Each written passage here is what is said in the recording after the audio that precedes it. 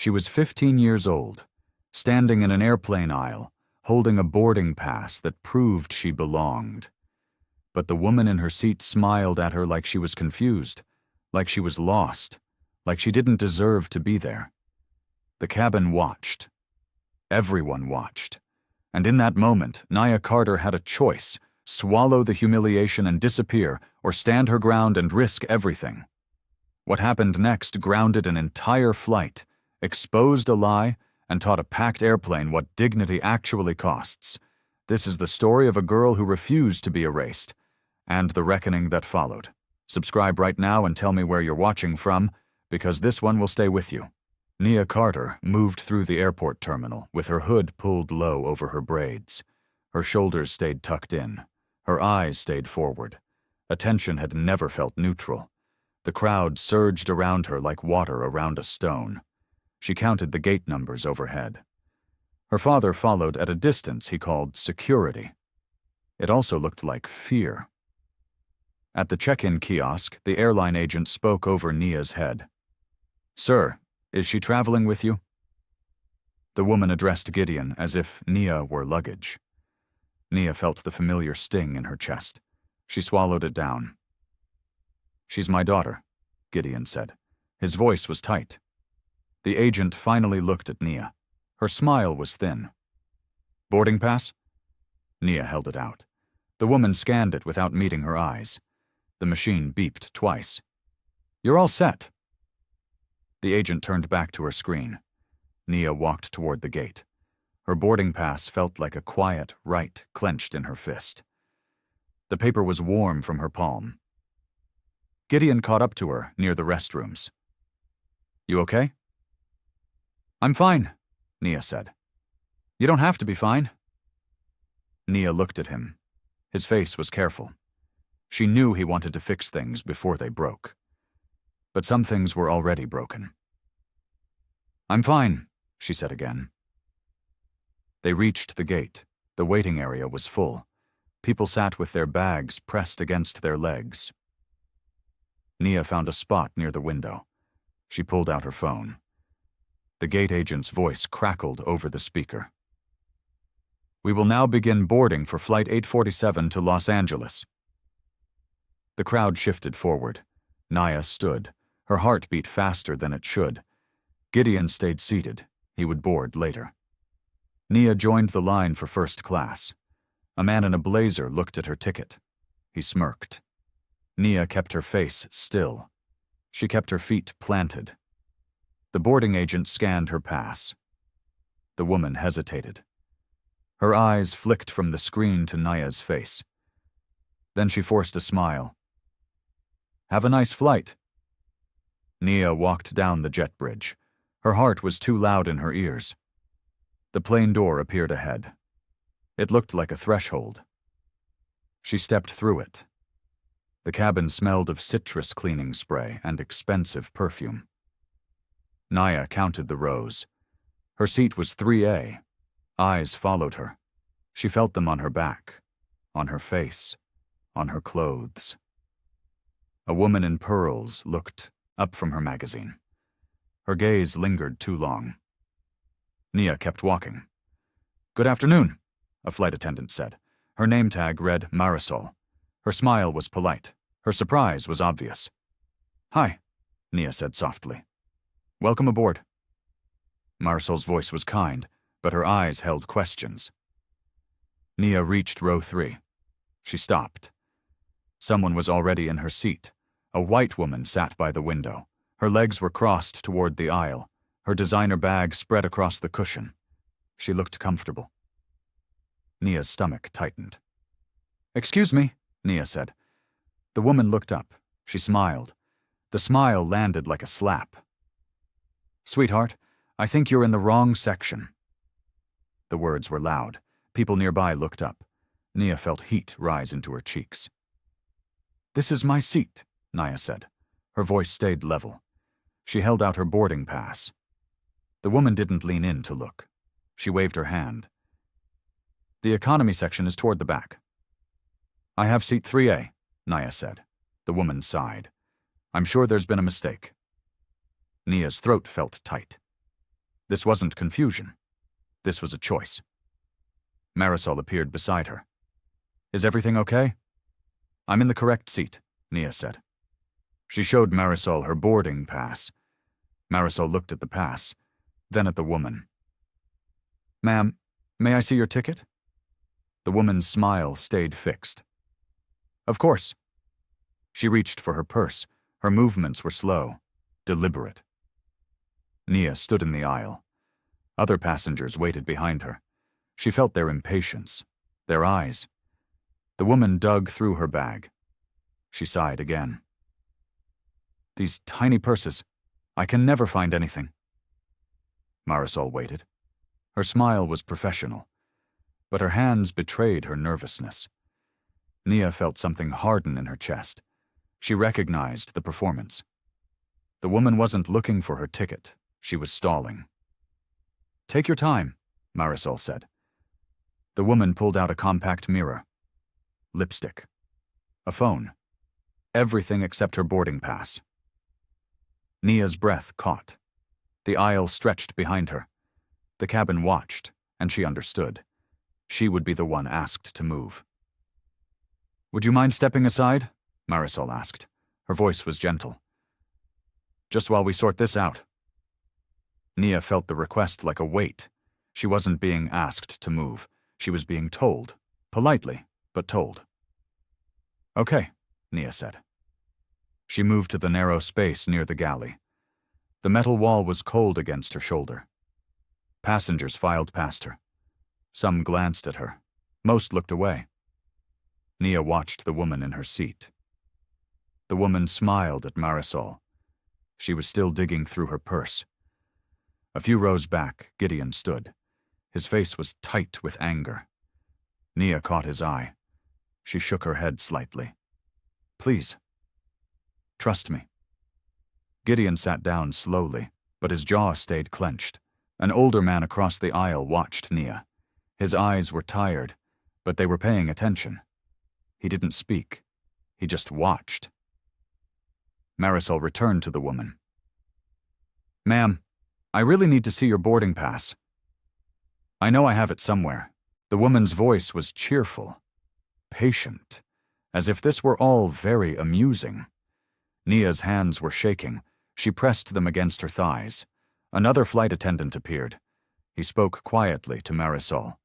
They both looked at Nia, then at the woman. Nia felt herself becoming smaller. She always did this. Made herself quiet. Made herself easy. So no one could call her difficult. The purser approached. Her uniform had more stripes. What seems to be the problem? This young woman claims this is her seat, the woman said. She gestured at Nia. But I've been sitting here since I boarded. Nia's voice was calm. I have seat 3A. That's my boarding pass. The purser looked at the pass, then at the woman. And your ticket, ma'am? I'm looking for it. I need to see it now, the purser said. Her tone was firmer. The woman's smile faltered, just for a second. Then it returned, brighter. Is this really necessary? Can't we just find this girl another seat? Nia felt anger rise in her throat. This girl, not her or the passenger. This girl. I'll take another seat, Nia heard herself say. The words came out flat. But I want it recorded that I complied after my assigned seat was taken. The cabin went quiet. Marisol's eyes widened. The purser looked at Nia differently, as if seeing her for the first time. Recorded, the woman said. She laughed. That's a bit dramatic. But Marisol had already picked up the intercom phone. The purser spoke into the phone. Her voice was low, professional. But the cabin heard enough. Incident. Seat dispute. First class. The woman in 3A stopped smiling. This is ridiculous. I'm not the problem here. Ma'am, I need your boarding pass right now. The purser's voice was steel wrapped in courtesy. The woman pulled a crumpled paper from her purse. She thrust it at the purser. Here. Happy? The purser scanned it. Her face changed. She looked at the paper again, then at the woman. "This ticket is for seat 19B, economy." The words hung in the air. Sharp, clear. Passengers nearby turned to look. Nia saw understanding dawn on their faces. Then judgment. "That can't be right," the woman said, but her voice was different now, higher. "I was told I could sit here." "By whom?" the purser asked. "The gate agent. She said first class wasn't full." "First class is full, and you are not ticketed for first class." The woman's cheeks flushed red. "This is embarrassing." "I need you to move to your assigned seat," the purser said. "I'm not moving." The woman crossed her arms. "I was told I could sit here." Nia watched the woman's face.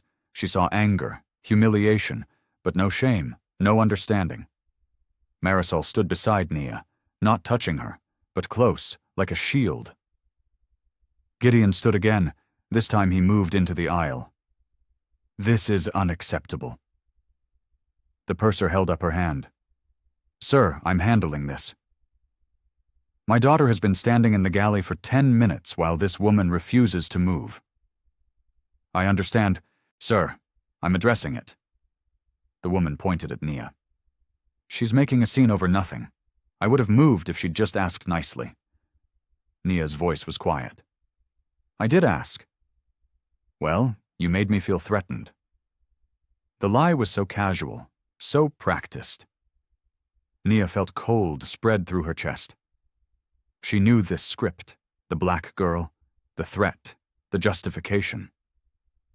Marisol's voice shook, but it was clear. She was completely respectful. I witnessed the entire interaction. The older man from across the aisle spoke for the first time. "So did I." The purser looked at him. "Sir." "I saw everything," the young woman asked politely. She was calm. She complied when asked to step aside. He looked at the woman in 3A. "She's been polite. You haven't." The woman's face went from red to white. "How dare you?" The purser lifted the intercom phone again. "I need to speak with the captain." The cockpit responded quickly. The purser spoke in clipped sentences. Seat dispute. Passenger refusing compliance. Request for guidance. The captain's voice came back through the phone. Calm. Final. Boarding is paused until we have resolution and positive identification of all first-class passengers. The announcement rippled through the cabin. Passengers looked up from their phones. The woman in 3A uncrossed her arms. "You're delaying the flight?" she said. "Over this?" "You are delaying the flight," the purser said, "by refusing to sit in your assigned seat." "This is insane. I'm going to file a complaint." "That's your right, but you still need to move." The woman looked around the cabin. She was searching for allies, for sympathetic faces. Most people looked away. One man in a business suit shook his head. "Just move," he called out. "Some of us have connections." The woman's eyes landed on him. "This is discrimination. They're treating me like a criminal." Nia felt something shift in her chest. Not anger, something colder, sharper. The woman was using Nia's language, twisting it, making herself the victim. Gideon moved closer. "You need to stop talking, now." The purser stepped between them. "Sir, please return to your seat. She's lying about my daughter." "I understand, but I need you to sit down." Gideon looked at Nia. She nodded. He walked back slowly. His hands were in fists. The purser turned to the woman. "Final opportunity. Move to your assigned seat voluntarily, or I will call security." "Security?" The woman's voice went high. "I'm the one who should be calling security. That girl—" "Her name is Nia," Marisol said. Her voice was steady now. "And she has been patient and respectful while you've created a disturbance." The woman stared at Marisol. "You're taking her side?" "I'm stating facts." The purser lifted the phone again. I need security to gate 27. The woman's face crumpled. She started to cry. Big, dramatic sobs. Her hands covered her face. I just wanted to sit by the window. I didn't know. I'm sorry. Nia watched the tears. She felt sad. But not for the reason she expected. She was sad because the woman still didn't understand. Still thought this was about a seat. It had never been about the seat. 2 security officers appeared at the cabin door. They moved without urgency, but their presence changed everything. The woman looked up. Her tears stopped. This is unnecessary. I'll move. Too late for that, one officer said. His voice was neutral. We need to verify everyone's ticket in first class. The purser handed him Nia's boarding pass. He scanned it with a handheld device. He looked at Nia. Nia Carter? Yes, sir. This is your assigned seat? Yes, sir. He nodded. Then he turned to the woman. Your boarding pass, please. She handed it over. Her hands trembled. He scanned it. Candace Barlow, seat 19B. He looked at her. You're in the wrong section. I thought I was upgraded. By whom? The gate agent. No one upgraded you, ma'am. We need you to gather your belongings and move to your assigned seat. Candace stood slowly. She grabbed her bag. Her face was red. She wouldn't look at Nia. This is humiliating, Candace said. The security officer's voice stayed flat. You have a choice. Walk to your seat, or we escort you off the aircraft. Candace walked. The aisle parted for her. Passengers watched. No one spoke. Nia stood by the galley. Her legs felt weak. Marisol touched her elbow gently. You can sit down now. Nia walked to 3A. The seat was still warm. She sat down and buckled her seatbelt. Her hands were shaking. The older man across the aisle leaned over. You handled that with remarkable grace. Thank you, Nia said. Her voice was small. My name's Elliot. If you need a witness statement, I'm happy to provide one. Nia looked at him. His face was kind, but his eyes were serious, like he understood something important. Thank you, she said again. The purser approached. Nia, I'm very sorry about what happened. I'd like to offer you a meal voucher and... I want an incident report number, Nia said. Her voice was quiet, but firm. And the airline's complaint process, in writing. The purser blinked, then nodded slowly. Of course. I'll print that for you. Gideon appeared beside her seat. He didn't say anything. He just looked at her. His eyes were wet. Nia reached up. She squeezed his hand. I'm okay, Dad. The engine started. The cabin door closed. The plane began to push back from the gate. Nia looked out the window. The airport slid past, and she realized she was still shaking. The plane taxied slowly. Nia watched the runway lights blur past. Her window was cold against her forehead. Marisol brought her a bottle of water. No charge, she said softly. Thank you. I'm sorry I asked you to step aside. I should have verified the tickets immediately. Nia looked at her. Marisol's eyes were red. You were doing your job. My job is to make sure every passenger is treated fairly. I failed at that. You didn't fail. You fixed it. Marisol's throat moved. She nodded. Then she walked away quickly. Nia drank the water. It was cold. It helped. A woman across the aisle leaned over. Her face was tight. I hope you're happy. We're going to miss our connection because of all that drama. Nia felt heat in her face. But before she could speak, Elliot turned around.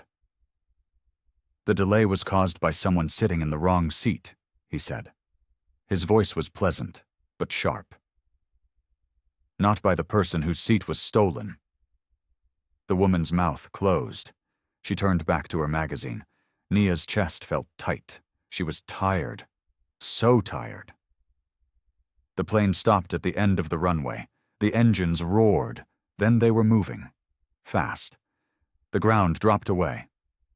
Nia closed her eyes. She was flying. But she didn't feel free. Gideon appeared in the aisle. He crouched beside her seat. "You were brave." "I didn't want to be brave. I just wanted to sit in my seat." "I know. Why is it always like this, Dad?" Gideon's jaw tightened. "I don't know, baby. I wish I did. Your money can't fix it. I'm learning that." His voice was rough. "I wanted to fix it. I wanted to make them see. They saw. They just didn't care. Not at first." Gideon nodded slowly. He stood. "I'm proud of you." Nia looked out the window. The clouds were white. The sky was blue. Everything looked peaceful up here. But she could still feel the aisle. The stairs. The weight of being the problem everyone wanted removed. "Dad?" "Yeah?" "I don't want to forget this. I don't want it to just be a story. It won't be, I promise." He walked back to his seat. Nia pressed her face against the window. She felt herself shaking now. Really shaking. The kind that came when the fight was over and the adrenaline had nowhere to go. She let herself shake. The seatbelt sign turned off. Passengers stood to stretch. Nia stayed seated. She didn't trust her legs yet. Marisol brought the printed incident report. "Here's your case number and the contact information for our customer relations team." Nia took the paper. The case number was real, official. That mattered. "Thank you. Will you file a complaint?" "Yes." Marisol nodded. "Good. I'll file a crew report, too, with my statement." Nia looked up at her. "You don't have to do that." "Yes, I do." Marisol's voice was firm. "What happened to you was wrong, and I was part of it, even if I fixed it later." She walked away before Nia could respond. Nia folded the paper carefully. She put it in her pocket. Elliot leaned across the aisle. "That was smart. Documentation matters. My dad taught me that. He taught you well." Elliot paused. "Can I ask you something?"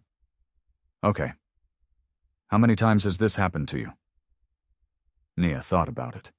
The stores where security followed her. The restaurants where they asked for payment before the meal. The pools where they asked for her guest pass. Over and over. "A lot," she said. "I'm sorry." "It's not your fault." "Maybe not, but I've been quiet too many times. Like today. I should have spoken up sooner." Nia looked at him. His face was sad. Honest. "You spoke up when it mattered," she said. Elliot smiled. It was small, but real. "Thank you for that, Grace." A flight attendant announced lunch service. Passengers opened their tray tables. The cabin settled into routine. But Nia didn't feel settled. She felt changed. Something had shifted inside her, something she couldn't name yet. She thought about Candace, about her tears, her claim of feeling threatened, the way she tried to make herself the victim. Nia wondered if Candace understood now. Probably not. People like that rarely did. But maybe the other passengers understood. Maybe Marisol understood. Maybe that was enough. Nia looked at the incident report number. Small. Official. Real. She had proof now. Not just of what happened, but that it mattered. That she mattered. The plane flew on. Nia closed her eyes. She was tired. But she wasn't small anymore. The meal service began. Trays clattered. Ice clinked in glasses. The cabin filled with the smell of reheated chicken and bread rolls. Nia accepted a tray from Marisol. She wasn't hungry, but she took it anyway. A man 2 rows up turned around. His face was irritated. "Excuse me, miss." Marisol stopped. "Yes, sir?" "How much longer until we land? I have a meeting." "About 4 hours, sir. We're already 30 minutes behind schedule, because of that incident. Nia's fork stopped halfway to her mouth. She felt eyes turn toward her. Marisol's voice stayed even. The delay was due to a seating violation that required resolution. Still, seems like it could have been handled faster. We followed proper procedure. The man shook his head. Airlines should avoid incidents like that. Bad for everyone. Marisol's face went tight. Nia saw her start to nod, start to smooth it over, to apologize for doing what was right. "Excuse me," Nia said. Her voice was quiet, but it carried. The man turned. So did Marisol. "The incident was someone taking my seat and refusing to move," Nia said. "Not me asking for what I paid for." The man's face reddened. "I wasn't blaming you." "Yes, you were." The cabin went quiet. Passengers pretended to focus on their meals, but everyone was listening. The man turned back around. He didn't speak again. Marisol's eyes were wet. "Thank you," she whispered. Nia nodded. Her hands were shaking again, but her voice had been steady. Elliot caught her eye. He raised his water glass slightly, a small salute. Nia tried to eat. The food tasted like nothing, but she forced herself to swallow. A woman across the aisle leaned over. Her voice was low. "I should have said something earlier. When that woman was in your seat, I'm sorry." Nia looked at her. The woman's face was sincere. Guilty. "Okay," Nia said. "I just didn't want to get involved." Nia felt tired. So tired of people's guilt, their apologies that came too late, after the hard part was over. "It's okay," she said again. Because what else could she say? The woman nodded. She looked relieved, like Nia's forgiveness had lifted something off her shoulders. Nia turned back to her tray. She felt hollow. Forgiving people made them feel better. But it didn't change what had happened. It didn't give her back those minutes in the galley. Standing. Waiting. Being the problem. Gideon appeared beside her seat again. He didn't crouch this time. He just stood there. "You need anything?" "No." "Nia..." "Dad, I'm fine, really." He looked at her for a long moment. Then he walked away. Nia pushed her tray aside. She pulled out the incident report. She read it 3 times, memorizing every word. The case number felt like armor. Small, but real. An hour passed. The cabin grew quiet. Passengers dozed or watched movies.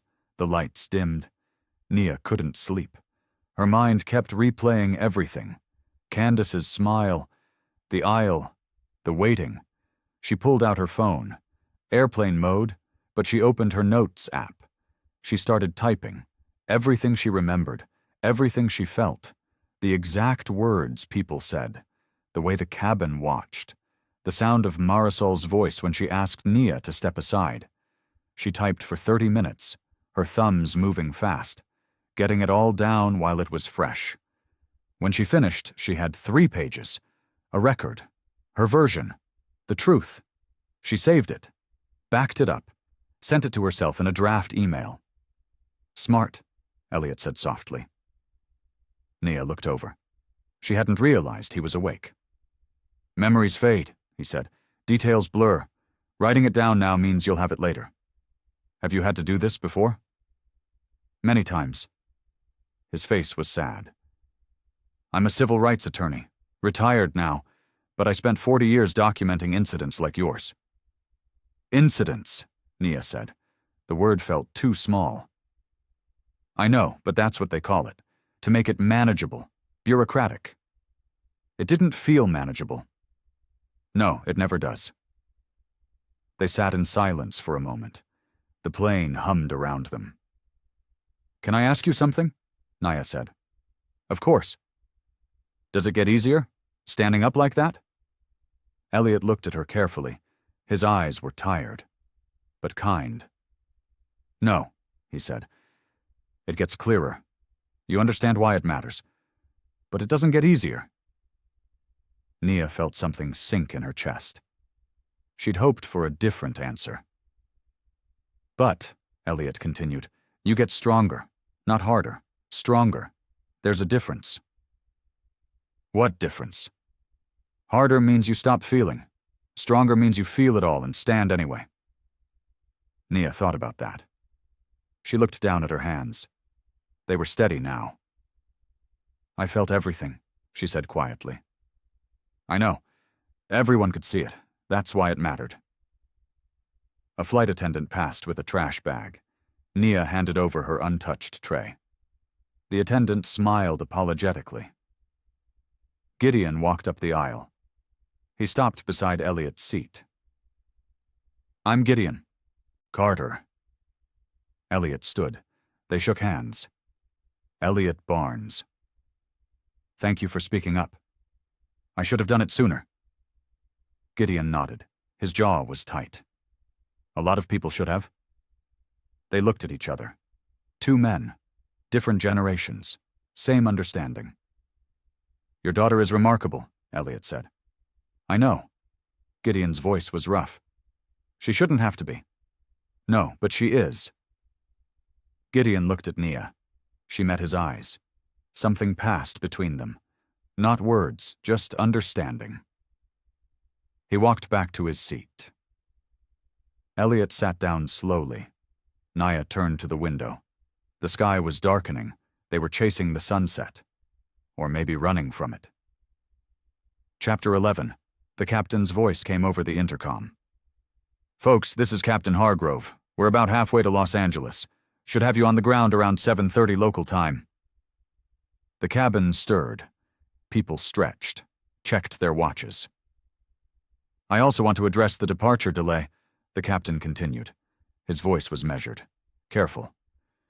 We paused boarding due to a seating compliance issue. Safety regulations require positive identification and proper seating for all passengers before departure. Nia held her breath. I want to thank the passenger who brought this to our attention in a respectful and appropriate manner. And I want to thank the crew for handling it professionally. The intercom clicked off. The cabin was silent for 3 seconds. Then whispers started. Nia felt heat in her face. Everyone knew who he meant. Everyone was looking at her again, but this time felt different, not hostile, just aware. A teenager a few rows back gave her a thumbs up. Nia's throat tightened. Marisol appeared with a bottle of sparkling water. From the captain, Nia took it. Thank you. He doesn't usually do that. Do what? Make an announcement about an incident. Marisol's voice was quiet. He wanted people to know that you were right. Nia opened the bottle. The carbonation fizzed. She took a sip. It was cold. Perfect. How's Candace? Nia asked. Marisol looked surprised. You want to know? I'm curious. She's quiet, reading a magazine, or pretending to. Is she okay? Marisol studied Nia's face. You're worried about her? I don't want her to be hurt. I just wanted my seat. Marisol smiled. It was sad. You're a better person than most. I'm tired of being better. I just want to be normal. Normal is overrated. Marisol walked away. Nia drank the sparkling water. She thought about Candace in 19B. Probably humiliated. Probably angry. Probably not understanding. Nia wondered if Candace would tell this story differently. Make herself the victim. Nia, the aggressor. Twist it until she believed her own version. Probably, but it didn't matter, because Nia had documentation. She had witnesses. She had the captain's words over the intercom. She had proof. Elliot leaned over. The captain did good. Yeah. Not everyone would have grounded the flight. He put principle over schedule. Nia hadn't thought about it that way. The captain could have let Marisol move her, could have prioritized convenience. He didn't. I want to thank him, Nia said. You should. When we land. Nia nodded. She made a mental note. Another thing to document. Another person to remember. Her phone buzzed. A text from her mom. Just landed. How was your flight? Nia stared at the message. How was your flight? Such a simple question. Such a complicated answer. She typed, fine. Tell you later. Her mom sent back a heart emoji. Nia locked her phone. She looked out the window. The sun was setting now. The sky was orange and pink. Beautiful, like nothing had happened. But something had happened. And Nia would carry it, not as a wound, as knowledge. The world had shown her its truth, and she had refused to pretend otherwise. The meal trays were gone. The cabin was dim. Most passengers had their eyes closed or their screens glowing. Nia tried to watch a movie. She scrolled through options. Nothing felt right. Nothing could hold her attention. Her mind kept drifting back to Candace's face. The tears, the performance. Nia had seen real tears before, had cried them herself. Those weren't real. Those were tactical. She wondered if Candace knew the difference, or if she'd cried that way so many times she couldn't tell anymore. A man walked past her toward the bathroom. He paused, looked at her. You're the girl from earlier, he said. Nia's body tensed. Yes. Good for you, standing your ground. He kept walking. Nia exhaled slowly. Good for you, like she'd won something, like it was a game. But it wasn't a game. It was her life. Every day, every interaction. Wondering if she belonged. Wondering if someone would challenge her right to exist in a space. Gideon appeared again. This time he sat in the empty seat beside her. Hey, he said. Hey. They sat in silence. Nia could feel his worry, his anger, his helplessness. I wanted to tell them who I was, Gideon said finally. CEO of Carter Industries. Wanted to make them scramble. I know. But you didn't want that. No. Why? Nia thought about it. Because then they would have moved me for the wrong reason, not because I was right, because you were powerful. Gideon's throat moved. I hate that you have to think that way. I hate it too. He put his hand over hers. His palm was warm, steady. I'm learning something, he said. Power can't protect you from everything. Sometimes the only protection is truth. And courage. That's not fair. No, it's not. They sat like that for a while. Father and daughter, connected by blood and understanding and a shared weight. Dad? Yeah? Thank you for letting me handle it. His eyes were wet. Thank you for teaching me how. He stood, kissed her forehead, walked back to his seat. Nia felt tears on her cheeks. She wiped them quickly. But they kept coming. Not sad tears, not angry tears, just tears. Release. The kind that came when you finally felt safe enough to fall apart a little. She cried quietly, facing the window, letting it out. When she stopped, she felt lighter, emptied, clean. She pulled out her phone, opened her notes again, added more details, more feelings, everything she wanted to remember. This was hers, her story, her truth. No one could take that away. The lights came back up. The cabin stirred. They were descending. Marisol made an announcement about seatbelts and tray tables. Her voice was professional. But Nia heard the exhaustion underneath. Nia looked out the window. She could see the city below, lights spreading across the darkness. Los Angeles, almost there. The plane banked left. Nia's stomach dipped.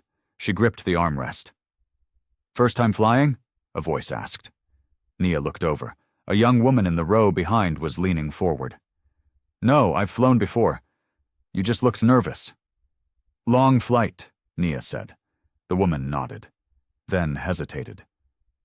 I heard what happened earlier. I'm sorry. Nia felt tired. It's okay. It's not okay, but I'm sorry anyway. Nia turned back to the window. She didn't want more apologies, didn't want more conversation. She just wanted to land, to be done. The plane descended further. The city grew closer. Nia could see highways now, cars moving like slow lights. Her phone buzzed. Another text from her mom. Can't wait to see you. Nia smiled. Her mom, warm, safe, home. She texted back, me too. The plane touched down. The wheels screeched against the runway. Passengers applauded. A nervous habit, grateful to be on the ground. Nia didn't clap. She just sat, breathing, present. The plane taxied to the gate. Slow, careful, the seatbelt sign stayed on. Nia thought about standing up, about gathering her bag, about walking through that cabin one more time. Feeling eyes on her. She wasn't ready. But she would do it anyway. Because that's what you did. You kept moving forward. Even when you were tired. Even when you wanted to disappear. The plane stopped. The seatbelt sign dinged off. People stood immediately, grabbing bags, pushing into the aisle, the usual chaos. Nia stayed seated. Gideon stayed seated too. Waiting. Elliot stood slowly. He looked at Nia. Take care of yourself. You too. He handed her a business card. If you need anything, or if you just want to talk, call me. Nia took the card. Thank you. No. Thank you. He walked away. Nia looked at the card. Elliot Barnes, attorney at law, retired, a phone number, an email. She put it in her pocket carefully. The aisle cleared. Gideon stood. Nia stood too. Marisol was waiting near the door. When Nia approached, she touched her arm gently. Wait here for just a moment? Nia stopped. Gideon stopped beside her. Captain Hargrove emerged from the cockpit. He was tall. Gray hair, kind eyes. He looked at Nia. You're Nia? Yes, sir. I wanted to speak with you before you left. Nia's heart beat faster. Okay. I'm sorry for what you experienced on my aircraft. It wasn't your fault. I'm the captain. Everything on this plane is my responsibility. His voice was firm.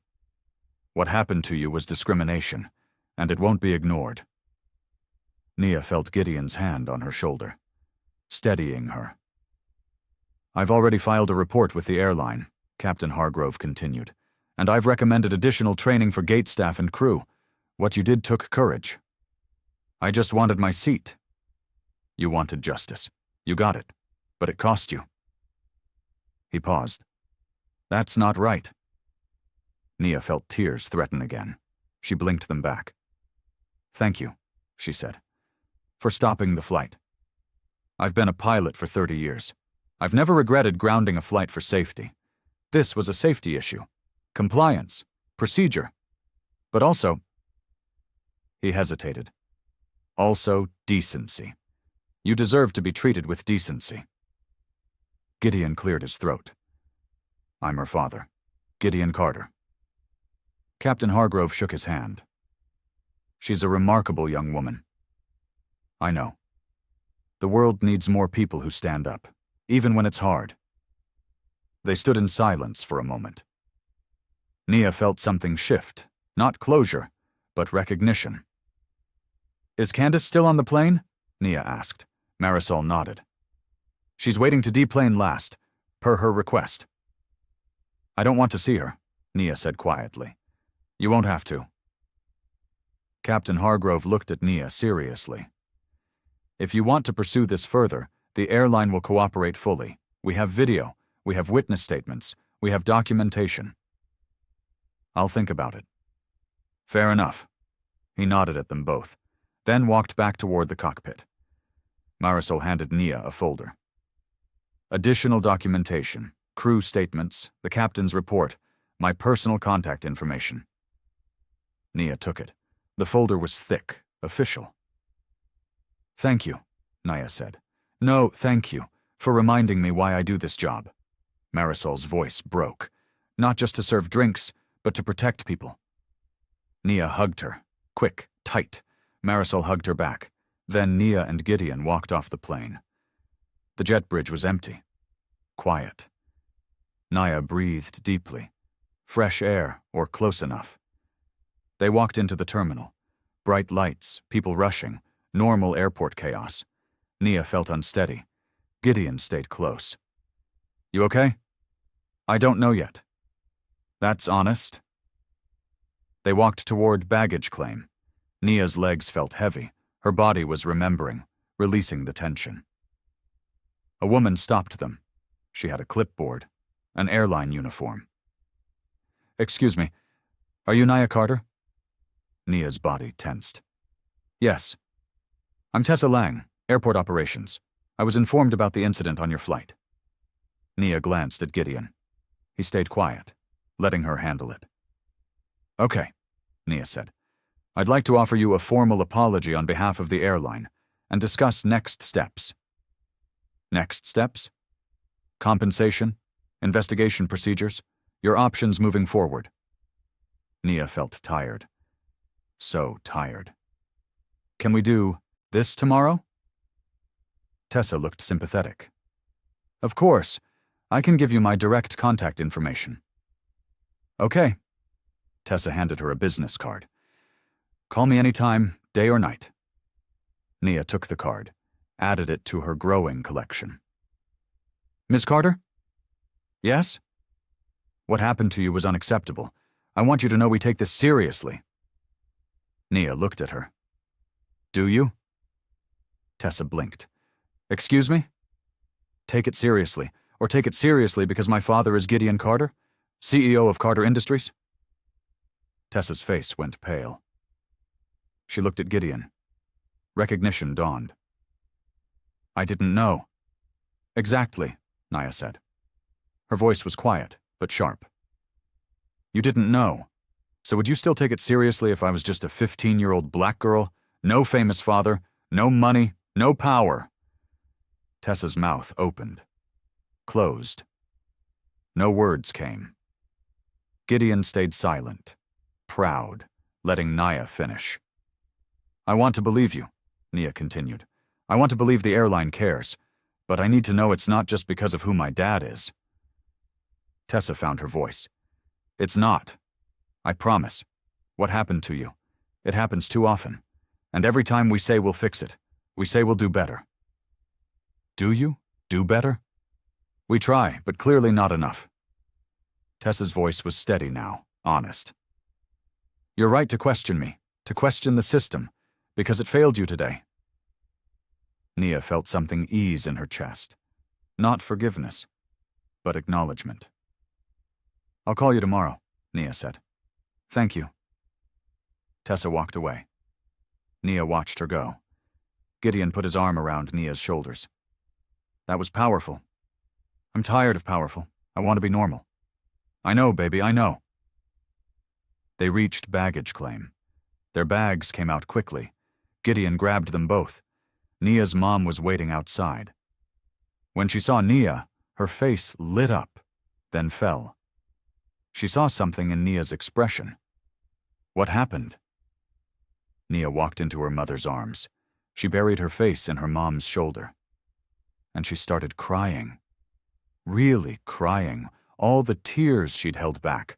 Her mom held her, rocking slightly, not asking questions, just being there. Gideon explained quietly. Short sentences, the essential facts. Nia heard his voice crack. When Nia pulled back, her mom's face was wet too. I'm so sorry, her mom said. It's not your fault. I'm still sorry that you had to experience that you have to be so strong. I didn't feel strong. That's exactly when you were strongest. They walked to the car. The night air was cool. Nia felt it on her face, grounding her. In the car, Nia sat in the back. She looked out the window. The city passed by. Lights and movement and life. Her phone buzzed. A text from an unknown number. This is Elliot. Just wanted to make sure you made it safely. Nia smiled. She texted back. Yes. Thank you. His response came quick. You're going to be okay. Better than okay. Nia put her phone away. She leaned her head against the window. Exhausted. Changed. She thought about Candace, about Marisol, about Captain Hargrove, about all the people who saw what happened. Some looked away, some spoke up, some changed, some didn't. But Nia knew one thing for certain. She would never be silent again. Home felt different, the familiar walls, the comfortable couch, everything the same. But Nia was different. Her mom made tea. They sat in the kitchen. Just the three of them. Tell me everything, her mom said. Nia told the story, start to finish. Her voice stayed steady, but her hands shook when she described standing in the galley, being asked to step aside. Her mom's face cycled through emotions, anger, sadness, pride, worry. When Nia finished, her mom reached across the table, held both her hands. I'm so proud of you, and I'm so angry this happened. Both can be true, Nia said. Yeah, both can be true. Gideon sat quietly. His face was heavy. I failed her, he said suddenly. Nia looked at him. No, you didn't. I wanted to fix it. I wanted to use my name, my power, my money. Make them move Candace immediately. That would have been the wrong lesson, Nia said. What do you mean?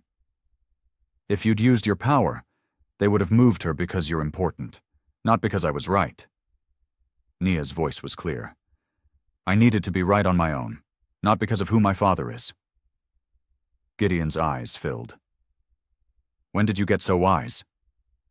Today, on that plane, in that aisle. They sat in silence. The tea grew cold. No one moved to reheat it. What happens now? Her mom asked. I file a complaint. I give my statement. I push for accountability. Do you want to go public? Press? Social media? Nia thought about it. The temptation was real. To tell the world. To make Candace's name known. To shame her publicly. But something in Nia resisted. Not yet, she said. Maybe not at all. This isn't about revenge. It's about change. Change how? Training. Policy. Making sure the next black girl doesn't have to stand in the galley. Doesn't have to prove she belongs. Her mom smiled through tears. You're better than me. I want revenge. Nia laughed. It felt good. Normal. I wanted it too, for a minute. But it won't fix anything. Justice might. Yeah, justice might. Gideon stood, walked to the window, looked out at their yard. I've spent 30 years building a company, he said. His voice was quiet. Making money, creating power. I thought that would protect you, protect our family. It does protect us, Nia said, but not from everything. I'm learning that. We both are. He turned around. I want to do something, use my platform, my resources, to make airlines safer, more accountable. That's good, Dad, but not right now. Right now I just need to process. Okay. Her mom stood. You must be exhausted. Nia nodded. She was exhausted. Bone deep. Soul deep.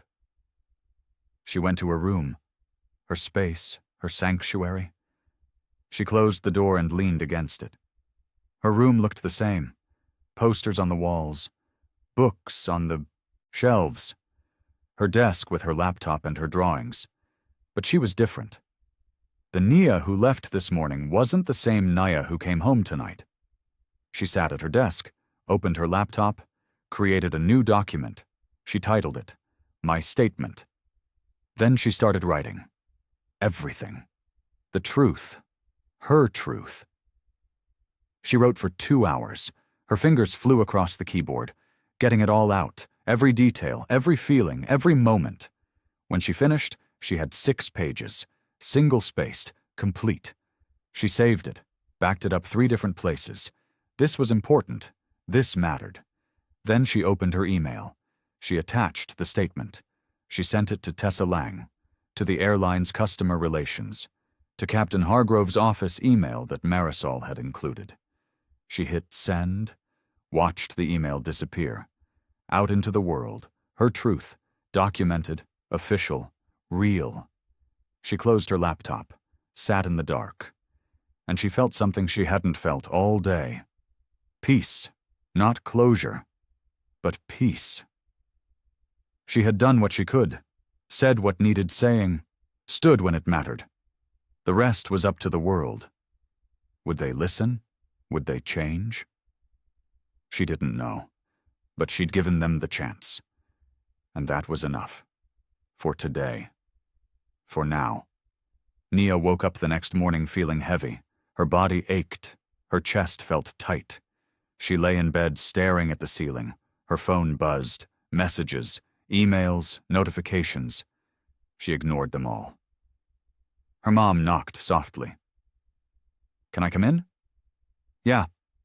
Her mom sat on the edge of the bed. She didn't speak. Just sat there. Present. "I keep replaying it," Nia said. Her voice was rough. "The aisle, the looks, standing there while everyone decided if I belonged. That's normal. I don't want it to be normal." "I know, baby." Nia sat up. Her head felt foggy. "Did the airline respond?" 3 emails. They want to schedule a call, discuss compensation, review procedures." "Already?" "Your father's name carries weight." Nia felt anger flash. "I don't want them responding because of him." "They're responding because of you, but his name made them move faster." Her mom's voice was gentle. "You can't control why people do the right thing, only that they do it." Nia thought about that. It felt unsatisfying, but maybe true. "I need to shower, get dressed, face the day." "Take your time." Her mom left. Nia stood slowly. Her legs felt weak. She walked to the bathroom, looked in the mirror. Her eyes looked older, tired but clear. She showered. The hot water helped. She got dressed, comfortable clothes, soft fabric.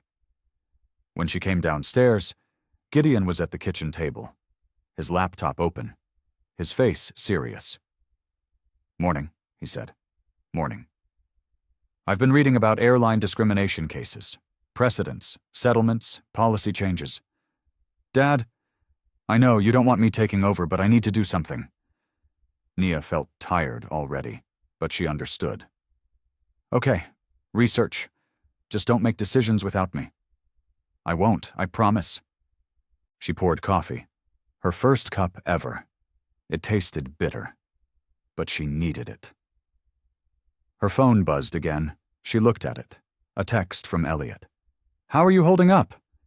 Nia typed back, "Processing, 1 moment at a time." His response, "That's all any of us can do. Call if you need to talk." Nia smiled. It felt good, having people who understood. The doorbell rang. Nia's stomach tightened. Gideon stood quickly. "I'll get it." Nia listened. Voices at the door. Then Gideon returned. His face was strange. "There's a reporter here. Says she heard about what happened." Nia's breath caught. "How?" "Someone must have talked. A passenger. Crew member. I don't know." "What do we do?" "That's up to you." Nia walked to the door. A young woman stood there. Professional. Kind eyes. "Nia Carter?" "Yes." "I'm Jennifer Walsh, investigative journalist. I cover civil rights and discrimination cases." Her voice was respectful. "I'd like to hear your story." Nia looked at her, then back at Gideon, then at the woman again. "Come in," Nia said. They sat in the living room. Jennifer had a recorder, a notebook. She asked permission before starting. "Tell me what happened," Jennifer said. Nia told the story again. Start to finish. Her voice stayed even, but her hands shook when she described Candace's smile. Jennifer took notes. She didn't interrupt. Just listened. Really listened. When Nia finished, Jennifer's eyes were wet. "Thank you for sharing that," Jennifer said. "What will you do with it?" "Write an article, if you're comfortable. Shine light on what happened. On what happens every day. Will you use Candace's name? Do you want me to? Nia thought about it. The power of naming, of exposing, of consequence. I don't know yet. Fair enough. You don't have to decide now. They talked for another hour. Jennifer asked good questions. Smart questions. She understood nuance, context, the weight of small moments. Finally, Jennifer closed her notebook. Can I ask you something personal? Okay. How are you, really? Not the brave face, not the strong voice. How are you? Nia felt something crack open. I'm scared that this will define me, that every time someone looks me up, they'll see this, the black girl who caused a scene on a plane. You didn't cause anything. Someone else did. I know, but that's not how everyone will see it. Jennifer leaned forward. Then we tell your truth. Clearly, completely, so there's no confusion. What if people still blame me? Some will, people always do, but others will see you, really see you, and that matters more. Nia felt tears threaten. She blinked them back. Thank you, Nia said. For what? For asking how I really am. Jennifer smiled. Everyone's been asking you to be strong. Someone should ask if you're okay. I'm not okay yet, but I will be. Yeah, you will be. Jennifer left. Nia sat on the couch, exhausted, emptied, but somehow lighter. Gideon sat beside her. That was brave. I'm tired of being brave. I know. Dad? Yeah? What if this gets bigger? What if it becomes news? What if people know my name? Then we deal with it, together. I just wanted to fly home, that's all, just fly home. Gideon's voice was thick. I know, baby. I know. They sat together, father and daughter, in the quiet of their home, while the world outside started spinning their story. 3 days passed. Jennifer's article was published, online first, then print. The headline read, The Price of a Seat, a Black Teen's Fight for Dignity at 30,000 Feet. Nia read it on her phone. Her hands trembled. The article was good, fair, accurate. Her words were quoted exactly. The facts were clear. Jennifer had used Candace's name. After getting approval from the airline and verifying legal precedent, within hours, the article was everywhere. Social media exploded. People shared it, commented, debated. Some people supported Nia, called her brave, called her an inspiration. Others blamed her, said she overreacted, said she made it about race when it wasn't. Nia read the comments. She couldn't stop herself. Each negative one felt like a cut. Stop reading those, her mom said. She took Nia's phone gently. I need to know what people think. No, you don't. You know what happened. That's enough. But it wasn't enough. Nia felt exposed, raw, like the whole world was watching. Judging.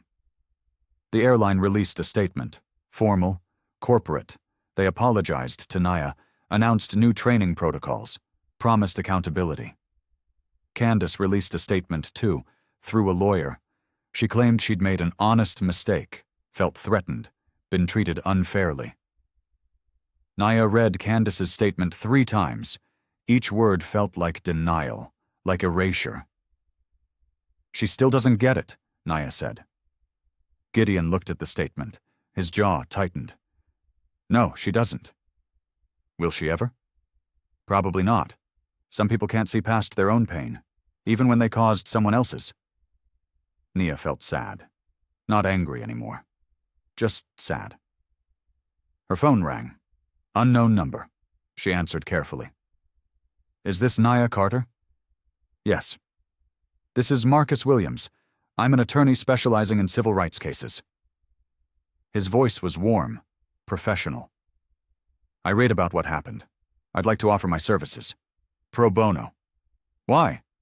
Because what happened to you matters. Because it happens too often. Because someone should fight back. I don't want to sue.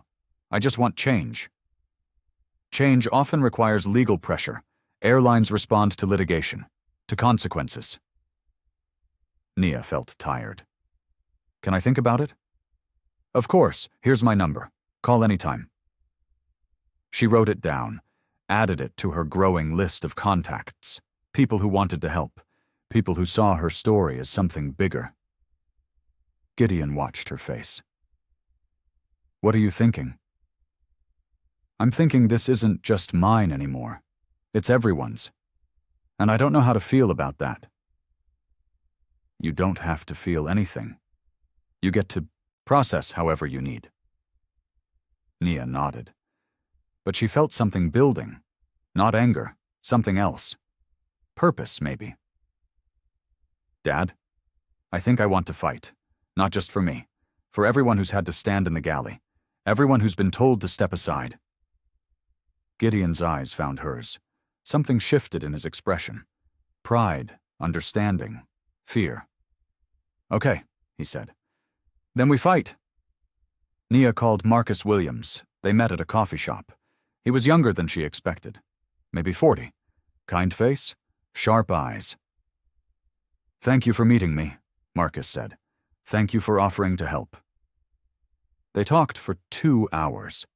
Marcus explained the process, the timeline, the challenges, the possible outcomes.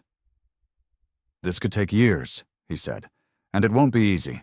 They'll try to settle quietly, make you sign NDAs, bury it. I don't want it buried. Good, because cases like yours change policy. They set precedent. They protect the next person. Nia thought about that. The next person. The next black girl. The next moment of being told you don't belong. What would we be asking for?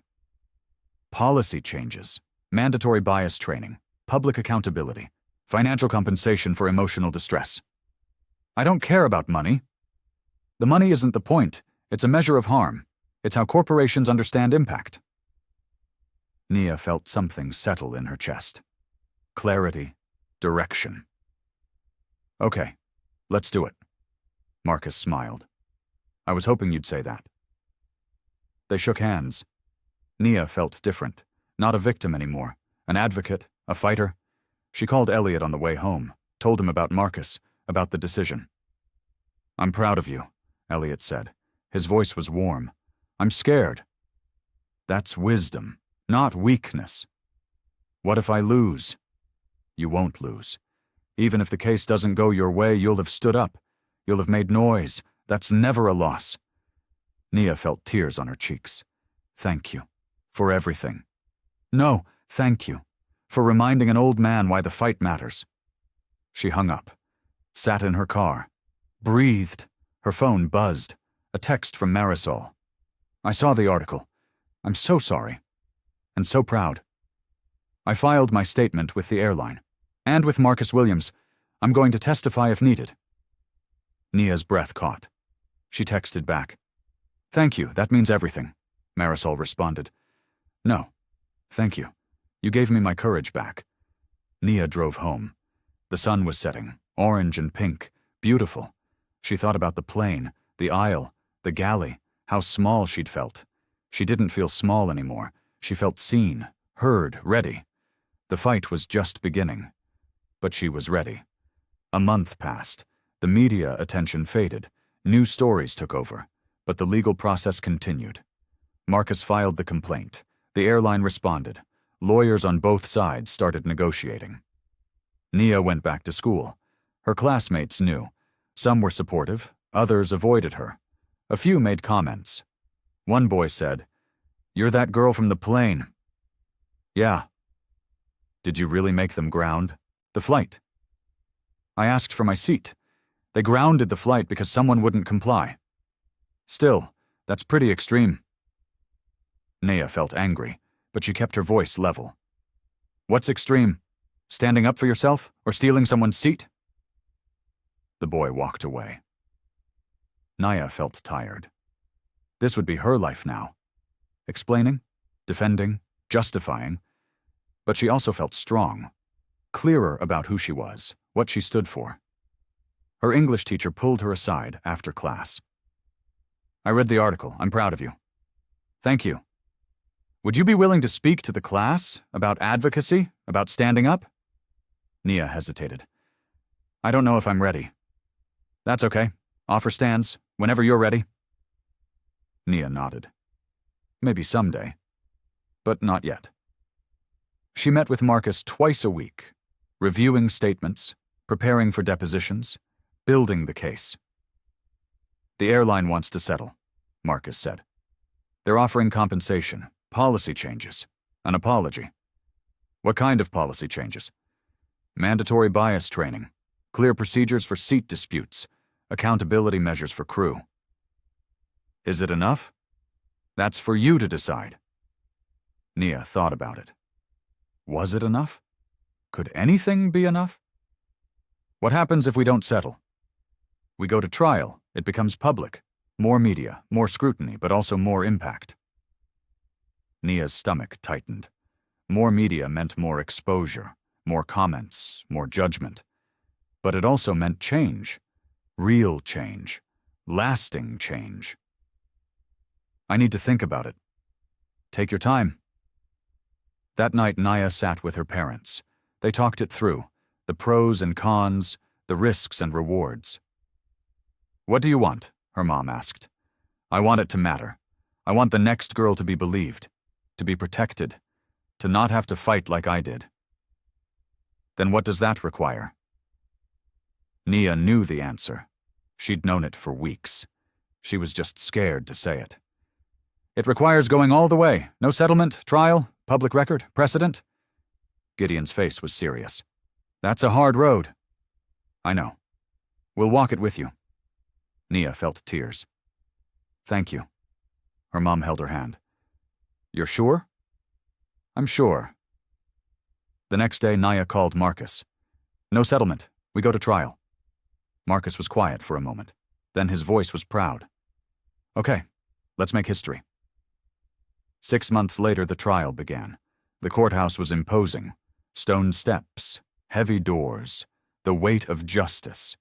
Nia wore a simple dress, her mother's choice, professional but not corporate, herself but court-appropriate. Reporters waited outside. Cameras, questions. Nia kept her head down. Marcus guided her through.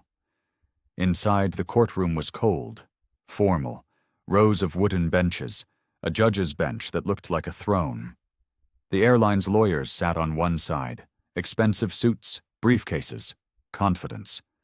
Marcus sat with Nia on the other side. Smaller table, less flash, but determined. The judge entered. Everyone stood. The trial began. The airline's opening statement painted Candace as confused, Nia as combative. The situation as unfortunate, but not discriminatory.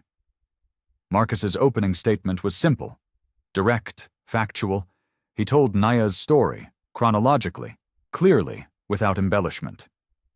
Nia watched the jury, 12 faces, some sympathetic, some skeptical, all listening.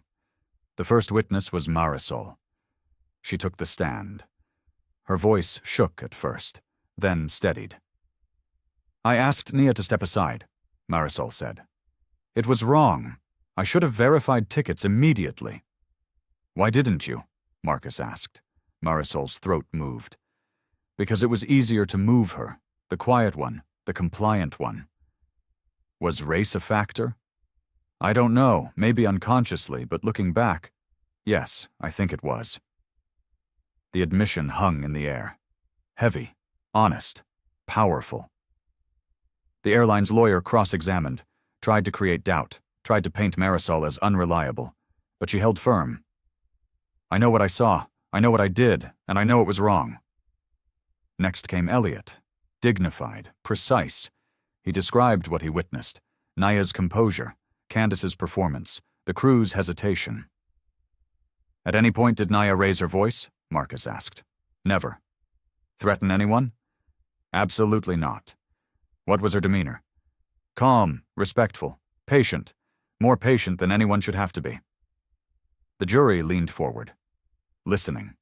believing. Captain Hargrove testified. He explained his decision to ground the flight. Safety, compliance, procedure. Was it just about procedure? Marcus asked. Captain Hargrove paused. No, it was about doing what was right, even when it was inconvenient. Did you believe Nia was discriminated against? Yes, I did, and I couldn't let that stand. The day ended. Nia felt exhausted, drained, but stronger. You did great, Marcus said. I didn't do anything yet. You showed up, that's everything. The next day, Nia took the stand. Her heart pounded, her hands were cold. She placed her hand on the Bible, swore to tell the truth, sat down. Marcus questioned her first.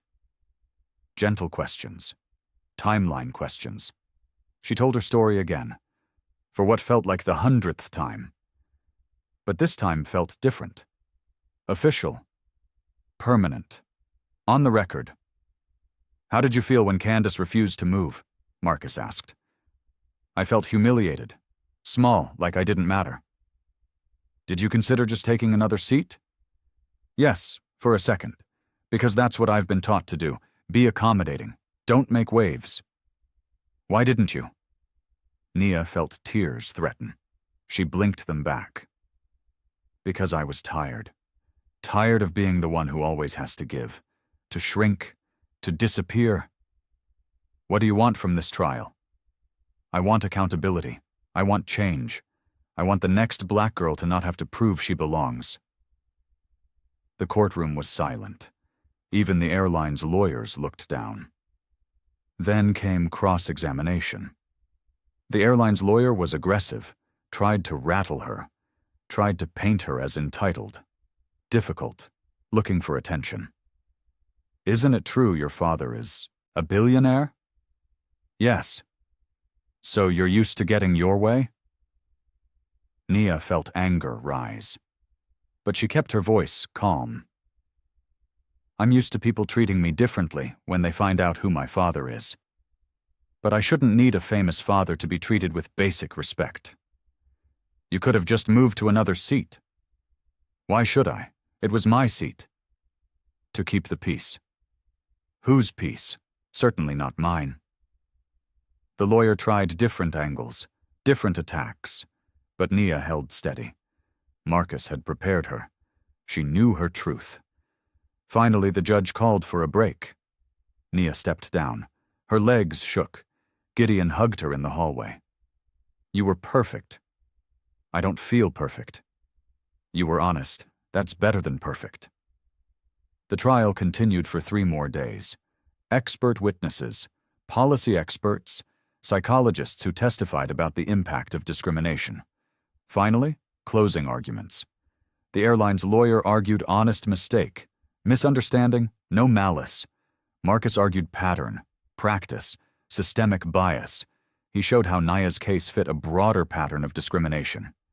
The jury deliberated for 2 days. Nia couldn't eat, couldn't sleep. Just waited. Finally, the call came. Verdict reached. They rushed to the courthouse. Nia's heart pounded. This was it. The jury filed in, faces neutral, impossible to read. Has the jury reached a verdict? We have, Your Honor. The silence stretched. Nia held her breath. In the matter of Carter versus the airline, we find in favor of the plaintiff. Nia heard the words, but they felt distant, unreal. Furthermore, we award damages in the amount of $200,000, and we recommend mandatory policy review and implementation of bias training protocols. The courtroom erupted. Reporters scrambled. The airline's lawyers looked stunned. Nia sat frozen. They'd won. Actually won. Marcus turned to her. His eyes were wet. You did it. We did it. No, you did it. By being brave. By refusing to disappear. Nia started crying. Relief, joy, exhaustion, everything at once. Her parents wrapped around her, holding her, crying with her. Outside the courthouse, reporters swarmed. Nia stood at the microphone, Marcus beside her. I want to thank everyone who stood with me, Naya said. Her voice was steady, strong. But this isn't just about me. It's about every person who's been told they don't belong, every person who's had to prove their humanity. This verdict says you matter, your dignity matters, and no one has the right to take that away. The cameras flashed. Questions flew, but Nia just smiled. She'd done it, really done it, changed something, made it matter. Chapter 24. 2 years later, Nia stood at a podium, a conference on civil rights and transportation equity. She was 17 now, older, wiser, but still her. I didn't want to be brave, she told the audience. I just wanted my seat. But sometimes advocacy chooses you, and you have to decide if you'll answer. The room was full. Activists, lawyers, students, policymakers, people who cared about change. Naya told her story, condensed now, practiced, but still true, still powerful. After her speech, a young black girl approached, maybe 13, shy. I'm flying next week, the girl said. Her voice was small. I'm scared. Nia crouched down. Eye level. What are you scared of? That someone will say I don't belong. Maybe they will. Some people always will. Nia's voice was gentle. But you do belong. You belong everywhere you have a ticket, a right, or a reason to be. Don't let anyone tell you different. What if they don't believe me? Then you document. You ask for witnesses. You stay calm and clear. You protect yourself by telling the truth. The girl nodded. Her eyes were wet. Thank you. You're going to be okay. How do you know? Because you're already asking the right questions. That takes courage. The girl hugged her, quick, tight, then disappeared into the crowd. Nia felt her chest tighten. This was why she kept telling the story. For that girl. For all the girls. That evening, Nia sat with her parents at dinner. They talked about everything and nothing. Normal family conversation. But something felt different. Lighter. Like they'd all finally exhaled. I'm proud of you, Gideon said. Not for the first time. But it still mattered. I'm proud of us, Nia said. We did this together. You led the way. You trusted me to. Her mom raised her glass. To Naya, who refused to be made small. They toasted, drank, laughed. Later, Naya sat on her porch. The night was cool. The stars were bright. She thought about that day on the plane, the aisle, the galley, how scared she'd been. She thought about Candace, who'd disappeared after the trial. No apology, no acknowledgement, just silence. Nia didn't hate her anymore, just felt sad for her, for people who couldn't see past their own pain. Her phone buzzed, a text from Marisol. They stayed in touch. Friends now. Just wanted you to know, we implemented your suggested training protocol at my airline. Real change. Because of you. Nia smiled. This was the victory that mattered. Not the money, not the verdict, the change. She texted back, That's everything. Thank you for fighting with me. Marisol responded, No, thank you for teaching me how. Nia put her phone down. She looked at the sky. The vastness of it. The possibility. She was 17. She had her whole life ahead. She'd carry what happened. But she wouldn't let it define her. She'd let her response define her. Her courage. Her refusal to disappear. She thought about that young girl from the conference. Flying next week. Scared but brave. Nia hoped she'd be okay. Hoped she'd never need to fight. But if she did, she'd know how. Because Naya had shown her. Had shown everyone. That dignity wasn't negotiable. That belonging wasn't permission. That sometimes the most powerful thing you could do was simply refuse to move. Refuse to shrink. Refuse to be erased. Naya stood. Stretched. Breathed the night air. Tomorrow she had school, homework, normal teenage life. But tonight, She let herself feel it, the weight and the lightness, the pain and the pride, the girl she'd been and the woman she was becoming. She walked inside, past her parents watching TV, up to her room. She sat at her desk, opened her laptop, and she wrote. Not about the plane, about the future, about the world she wanted to build, where black girls could fly without fear, where belonging was assumed, not earned, where dignity was a given, not a fight. She wrote until her eyes grew heavy. Then she saved the file, backed it up, and closed her laptop. She climbed into bed. Her room was dark, safe, hers. She closed her eyes, and for the first time in 2 years, she slept without dreaming of aisles, of galleys, of being watched. She slept deeply, peacefully, free. She had faced the world and won, not with anger, with truth. And that was enough.